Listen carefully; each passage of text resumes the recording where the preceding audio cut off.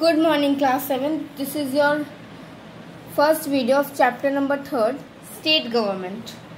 इस चैप्टर में हम पढ़ेंगे स्टेट गवर्नमेंट के बारे में, मतलब कि राज्य सरकार के बारे में हम पढ़ेंगे इस चैप्टर में।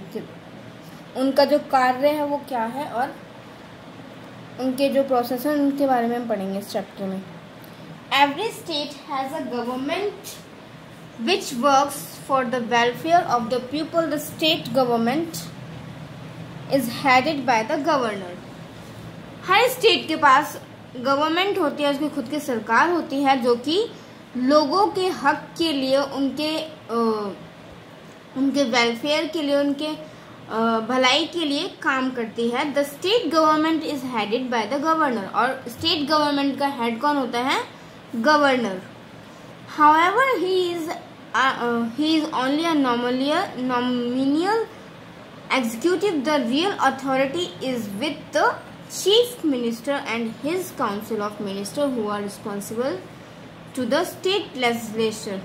जो हमारे गवर्नर होते हैं वो सिर्फ एक नॉमिनल होते हैं, मतलब कि एग्जीक्यूटिव के सिर्फ नॉमिनल होते हैं, बट जो हमारी स्टेट का जो एक्चुअली हेड होता है, जो कि स्टेट में जितने भी काम होते हैं, जितना भी प्रोसेस किए जाते हैं, जितनी भी चीज़ें होती हैं, वो कौन करता है? उसका हेड कौन होता है? चीफ मिनिस्टर और उनके काउंसिल ऑफ मिनिस्टर्स। राज्य विधायिका जो होती है उनके मेंबर्स और जो चीफ मिनिस्टर होते हैं वो एक्चुअली वर्क करते हैं लोगों के वेलफेयर के लिए, मतलब कि स्टेट अपने अपने स्टेट के वेलफेयर के लिए। आगे पढ़ते हैं state legislature. The state legislature make the law of the state level. जो स्टेट लेजिस्लेचर होता है, मतलब कि जो राज्य विधायिका होती है, वो क्या करती है? वो स्टेट लेवल पर अपने अपने राज्य के लिए रूल्स और लॉज, मतलब कि कानूनों को बनाती है। द स्टेट लेजिस्लेचर में बी यूनिकैमरल एंड बाइकैमरल। जो ये स्टेट लेजिस्लेचर होती है वो कैसी हो सकती है? एक संसदीय भी हो सकती है और द्वै संसदीय भी हो सकती है। The state with bicameral legislature have to houses, the legislative council यानी कि Vidhan Parishad and the legislative assembly यानी कि विधानसभा। अब जो बाइकैमरल होते हैं, मतलब कि द्वै सदनीय जो होती है, उसमें दो सदन होते हैं। कौन कौन से? विधान परिषद होता है और विधानसभा। The unicameral state legislature has only one. और जो यूनिकैमरल होती है वो उसके पास सिर्फ एक हाउस होता है। कौन सा हाउस होता है? लेजिस्लेटिव असेंबली यानी कि विधानसभा। States like Bihar, Maharashtra, Jammu and Kashmir, Karnataka and Uttar Pradesh have bicameral legislature. मतलब कि इन जगहों पर क्या है? बिहार, महाराष्ट्र, जम्मू कश्मीर, कर्नाटका एंड उत्तर प्रदेश, इन जगहों पर कैसी विधायिका है? बाइकैमरल, मतलब कि द्वै सदनीय विधायिका है इन जगहों पर। लेजिस्लेटिव काउंसिल के बारे में पढ़ते हैं, यानी कि विधान परिषद जो है हमारी, उसके बारे में हम पढ़ते हैं। It cannot have more than 1/3 of the total member of the legislative assembly, and in no case less than 40 members. But total membership varies according to the population of the state concerned. Like Rajya Sabha, legislative council cannot be dissolved. देखो, जो विधान परिषद होता है उसमें हमारे जो legislative assembly है उसके 1/3 members का होना जरूरी है, और किसी भी हालत में विधानसभा में 40 मेंबर्स से कम नहीं होते। कम से कम 40 मेंबर्स तो होते ही हैं। और जो मेंबरशिप है वो कैसे मिलती है? स्टेट कंसर्न, मतलब कि जो राज्य है उसके कंसर्न हमें जो ये विधानसभा के मेंबर बनने की जो मेंबरशिप है तब वो मिलती है। और जैसे कि राज्यसभा को खंडित नहीं किया जा सकता, वैसे ही विधान परिषद को भी खंडित नहीं किया जा सकता। लेजिस्लेटिव असेंबली यानी कि विधानसभा में पढ़ते हैं विधानसभा के बारे में। like Lok Sabha it consist of directly elected representatives. अब जैसे कि लोकसभा में होता है, जो वहाँ के जो मेंबर्स होते हैं वो डायरेक्टली चुने जाते हैं, उसी तरह इसमें भी जो मेंबर्स होते हैं उनको डायरेक्टली चुना जाता है। In state where they are in one house, the legislative assemblies carries out all the function of the legislature। और कुछ स्टेट में जहाँ पर वन हाउस की जो सिस्टम है, मतलब जहाँ पर वन हाउस ही होता है, तो वो क्या करते हैं, the legislative assemblies carries out, जो लेजिस्लेटिव असेंबली होती है वो सारी की सारी एक्टिविटी और जो जितने भी फंक्शन होते हैं उसको करती है। It consist of not more then 500 and less than 60 members. और इसके पास कितने मेंबर होते हैं, 500 से ज्यादा मेंबर नहीं होने चाहिए और 60 मेंबर से कम भी नहीं होने चाहिए। मतलब the strength varies as per the population of the state. जो इसकी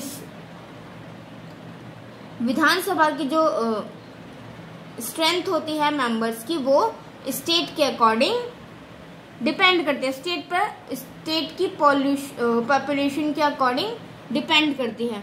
the assembly may B dissolve before 5 years। जो असेंबली होती है वो 5 साल के बाद डिसॉल्व हो जाती है। Otherwise the normal term is assembly is 5 years। मतलब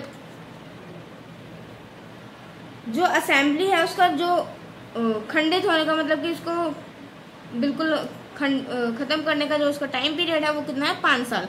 और अगर कुछ भी सिचुएशन बन जाती है तो हम उसको 5 साल से पहले भी खंडित कर सकते हैं, उसको हटा सकते हैं। Qualifications to a member of the state legislature. अब हम स्टेट लेजिस्लेचर के मेंबर बनने के लिए क्या क्या क्वालिफिकेशंस चाहिए होते हैं, इस बारे में पढ़ते हैं। A person become a member of the legislative assembly if of the state if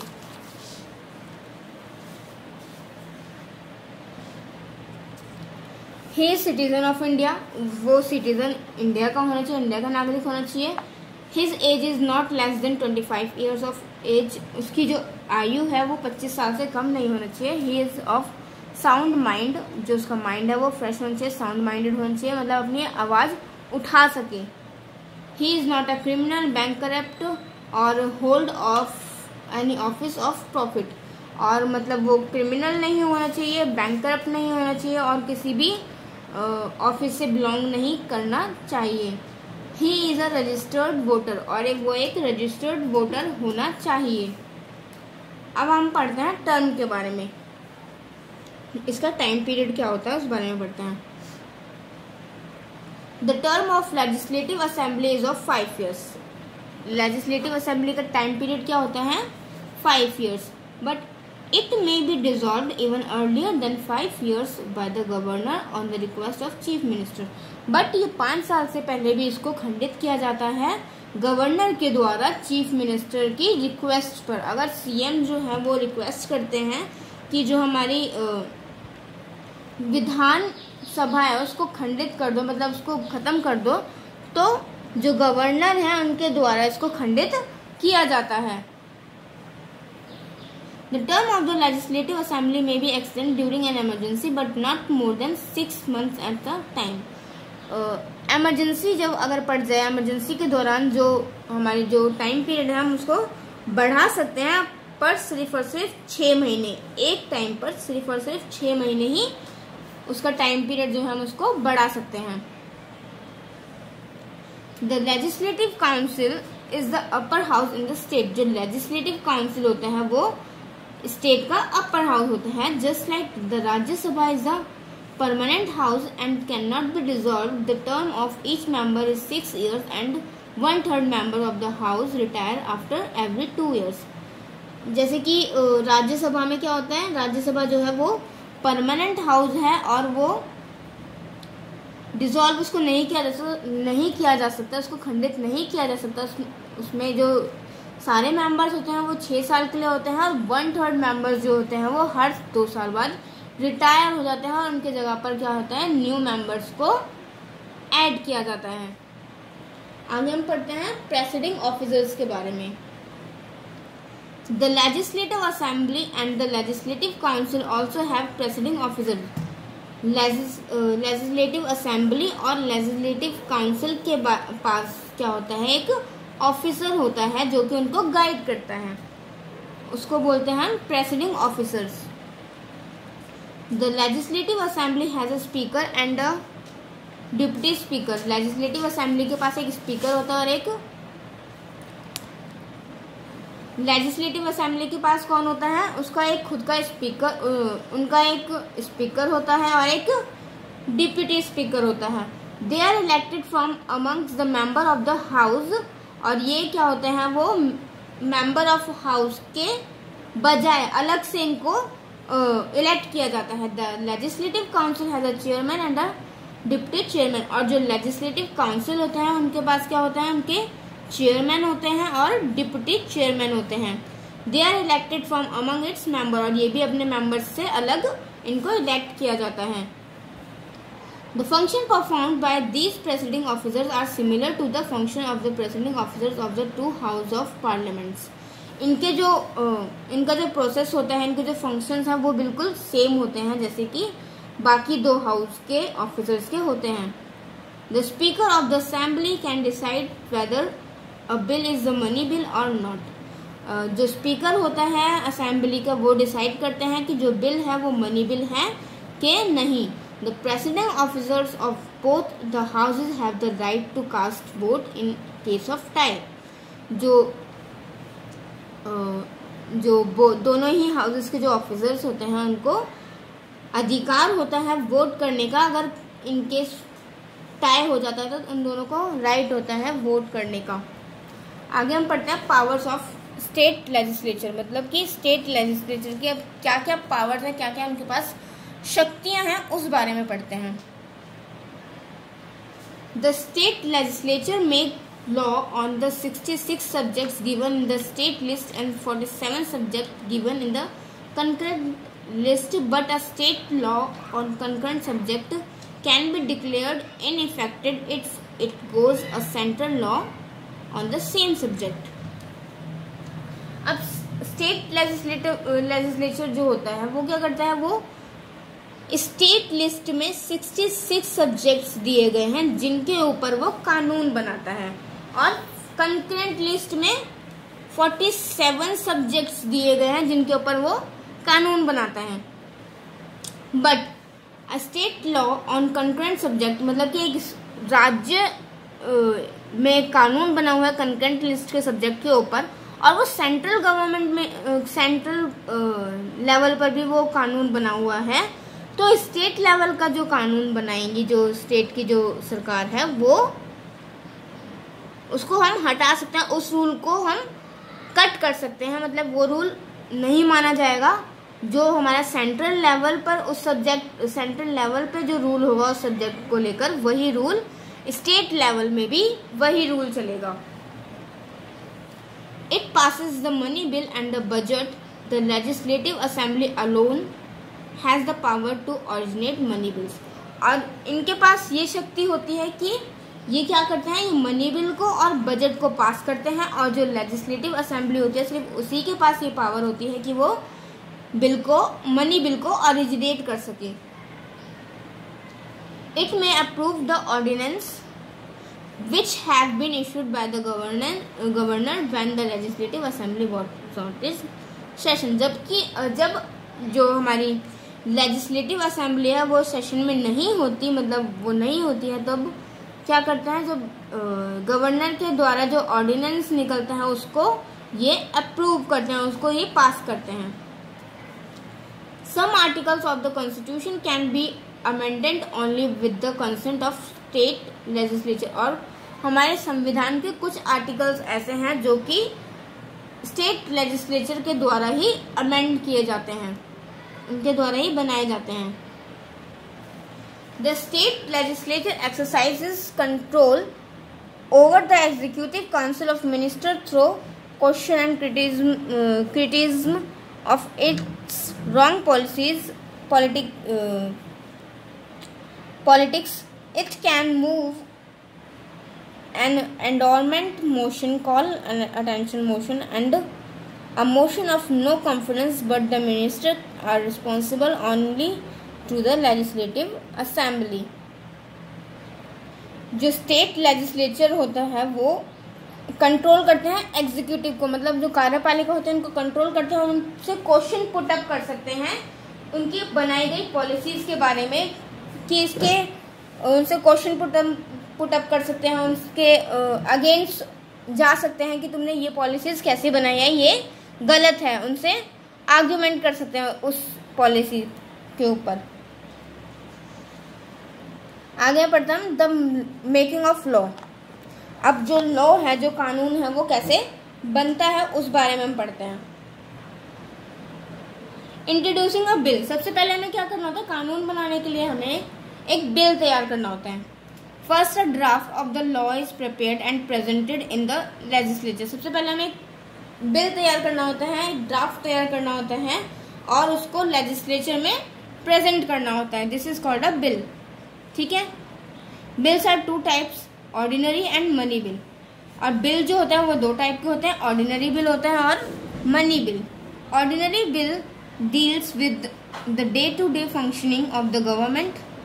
जो ऑर्डिनरी बिल होता है वो गवर्नमेंट के डे टू डे फंक्शन, मतलब कि रोज के जो कार्य होते हैं उनको बताता है, उनके बारे में बताता है, और ये उसको हम बोलते हैं ordinary bills. Those that deal with finance are called money bill. और जो पैसों से जो रिलेट करते हैं उनको हम बोलते हैं money bills. Members of either house can introduce an ordinary bill. जो मेंबर होते हैं हाउस के वो ऑर्डिनरी बिल को इंट्रोड्यूस कर सकते हैं। However money bill can originate only in the Vidhan Sabha. और जो मनी बिल होता है वो सिर्फ और सिर्फ विधानसभा में ओरिजिनेट किया जाता है, वो बनाते हैं और वही फिर उसको प्रेजेंट भी करते हैं। अब from bill to a law, अब बिल से कानून कैसे बनता है। अ मिनिस्टर और MLA introduce the bill in either house of the assembly. जो मिनिस्टर और एमएलए होते हैं वो दूसरे हाउस में उस बिल को प्रेजेंट करते हैं, उस बिल का इंट्रोडक्शन देते हैं। आफ्टर अ डिटेल डिस्कशन, एक लंबी डिस्कशन के बाद जो है वो डिस्कशन क्या होता है कि जो मतलब जो बिल है उसमें क्या क्या पॉजिटिव पॉइंट्स हैं, क्या क्या नेगेटिव पॉइंट्स हैं, और कुछ अगर चेंजेस करने होते हैं तो वो चेंजेस करते हैं। और उसके इस डिस्कशन के बाद बिल को लेके वो वोट करते हैं। और अगर ज़्यादा लोग जो होते हैं, मेजॉरिटी होते हैं, वो अगर वो मान जाते हैं, सहमत होते हैं उस बिल से, तो फिर वो बिल जो है वो एक एक्ट में बदल जाता है, वो लॉ बन जाता है।